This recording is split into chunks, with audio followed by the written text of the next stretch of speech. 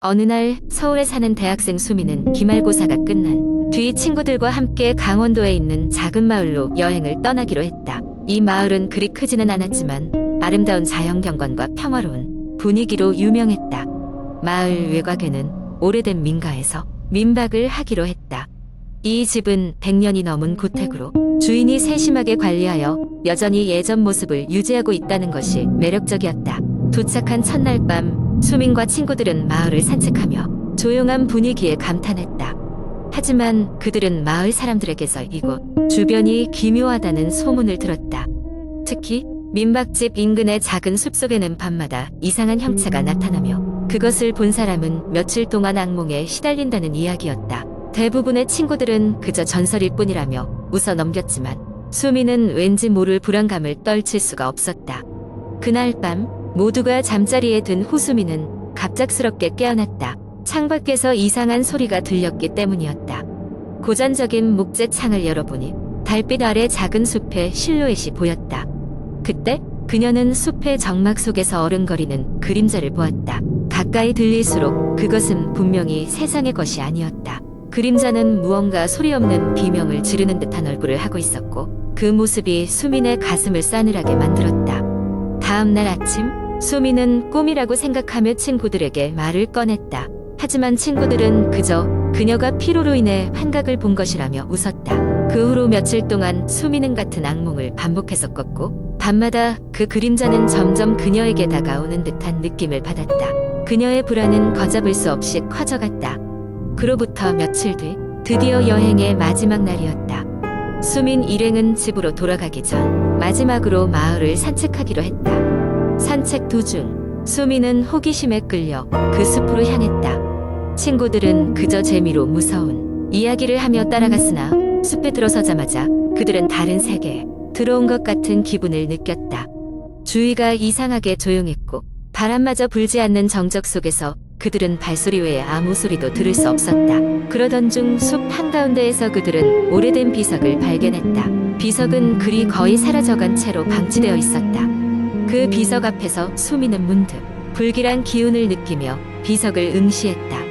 그때 바람이 갑자기 불기 시작하더니 친구들은 전부 무언가가 자신의 뒤를 지나가는 듯한 기이한 소름을 느꼈다. 공포에 질린 그들은 서둘러 민박집으로 돌아갔다.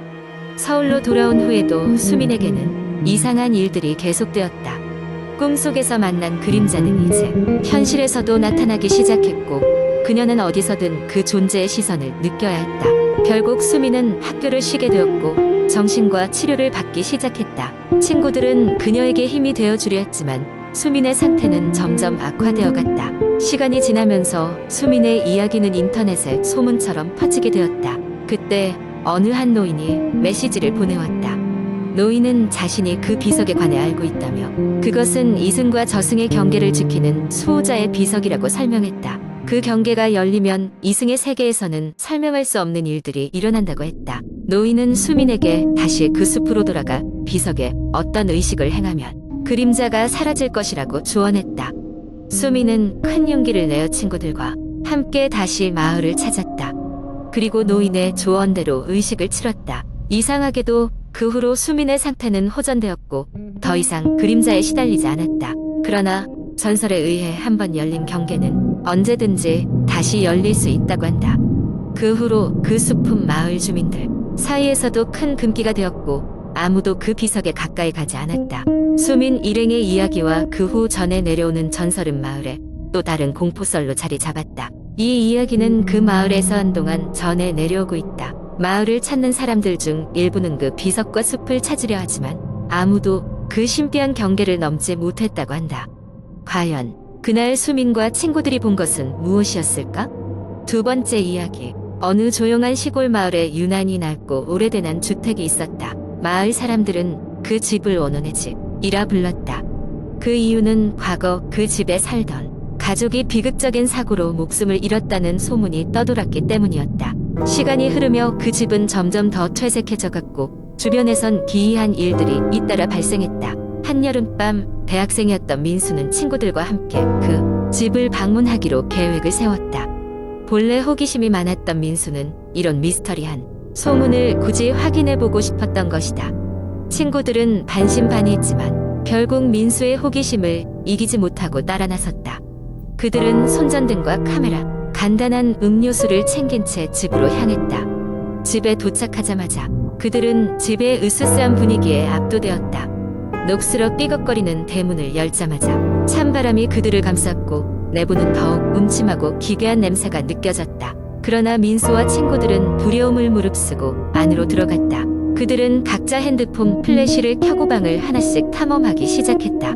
처음엔 아무 일도 일어나지 않았다.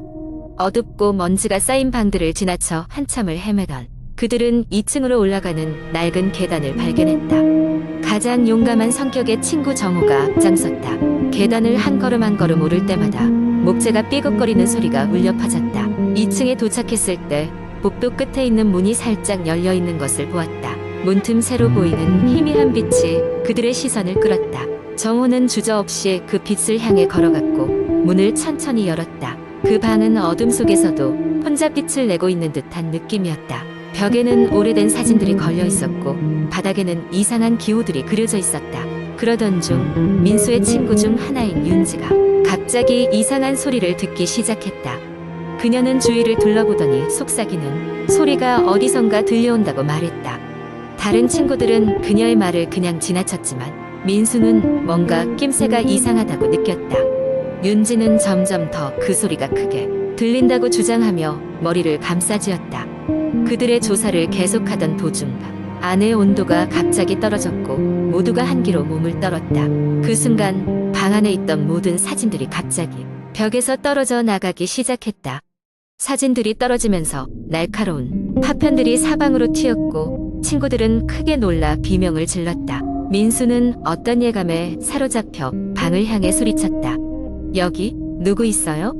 그러나 대답은 돌아오지 않았다. 대신 귀 기울일수록 윤지에게 속삭이는 소리가 점점 커졌다. 두려움에 사로잡혀 탈출하기로 결심한 그들은 재빨리 계단을 내려와 대문으로 향했다. 그러나 대문은 고장난 것처럼 꼼짝도 하지 않았다. 당황한 그들은 다른 탈출구를 찾기 위해 서둘렀다. 그때 집안에 얽혀있던 소문이 생각났고 마치 그들 앞에 보이지 않는 장벽이 솟아있는 듯한 느낌을 받았다. 그러던 중 민수는 안방에서 무언가 빛나는 것을 발견했다. 그것은 한때 예쁜 장식이었으나 지금은 먼지에 덮인 금빛 거울이었다. 이상하게도 그 거울은 혼자서 희미한 빛을 반사하고 있었다. 민수가 거울을 만지자 순간 방 안 모든 것이 흐릿해지기 시작했다. 그와 동시에 윤지의 속삭임이 멈췄다. 이내 거울 속에선 한 가족의 모습이 보였다. 그들은 모두 슬픈 표정으로 민수를 바라보고 있었다. 가족은 뭔가를 말하는 듯 입을 움직였지만 거울 밖에선 아무 소리도 들리지 않았다. 민수는 직감적으로 그들이 이 집에서 비극적인 사고로 목숨을 잃은 가족임을 알았다. 그러나 가족이 전하고자 하는 메시지는 이해할 수 없었다. 허나 순간적으로 거울은 강한 빛을 발하며 민수와 친구들을 다른 장소로 옮긴 듯한 착각을 불러일으켰다. 그들은 여전히 같은 방에 있었지만 이제는 문이 열려 있었다. 급히 밖으로 뛰쳐나온 그들은 곧바로 도망쳤다. 마을로 돌아온 이후 그들은 절대 그 집에 대해 이야기하지 않기로 약속했다. 하지만 그 경험은 친구들 각자의 마음속에 깊은 흔적을 남겼고 그중 일부는 삶의 작은 것들에 대한 시각을 변화시키게 되었다. 원혼의 집에 대한 소문은 여전히 전해지고 있었으나 그들이 경험한 것처럼 진실을 아는 이는 드물었다. 그리고 민수는 때때로 그날 밤에 거울 속 가족을 떠올리곤 했다. 문득 그들 가족이 전하고자 했던 메시지가 뭔지 이해할 수 있을 것만 같은 느낌이 들곤 했다. 세 번째 이야기. 어느 대학생인 민수는 기말고사 준비로 정신없이 바쁜 시간을 보내고 있었다. 평소에는 학교에서 공부를 하곤 했지만 그날따라 도서관이 너무 붐벼 방해가 되는 바람에 그는 집 근처의 카페로 자리를 옮겼다. 카페는 다행히도 조용했고 민수는 창가 자리에서 노트북을 펴고 공부에 몰두하기 시작했다. 몇 시간이 흘렀을까? 주변이 어두워지기 시작했고 카페의 손님들도 하나둘씩 떠나기 시작했다. 민수는 문득 목이 말라졌고 카운터에 가서 커피를 한 잔 더 주문했다. 주문을 받던 직원은 무심한 얼굴로 민수를 바라보며 여기서 늦게까지 머무는 사람들은 조심하는 게 좋아요 라고 말했다. 그 말을 듣고 민수는 직원의 의도가 궁금했지만 별로 깊게 생각하지 않고 자리에 돌아왔다. 시간은 계속 흐르고 어느새 밤 11시가 다 되어갔다. 카페에는 민수 혼자만 남아있었다. 그는 이제 정리할 시간이라 생각하고 문득 창문 밖을 바라보았다. 깜깜한 어둠 속에서 무언가 움직이는 것이 보였다. 민수는 처음에는 그것이 고양이일 거라고 생각했지만 조금 더 유심히 보니 사람처럼 보이는 실루엣이었다. 그 실루엣은 움직이지 않고 민수를 바라보고 있었다. 민수는 섬뜩한 기분이 들었지만 그저 우연일 것이라고 애써 대수롭지 않게 여겼다. 가방을 정리하고 이제 집으로 돌아가야겠다고 생각하며 일어서려던 찰나 갑자기 카페에 불이 꺼졌다. 카페 내부는 순식간에 암흑으로 변했고 민수는 당황하여 휴대폰에 플래시를 켰다.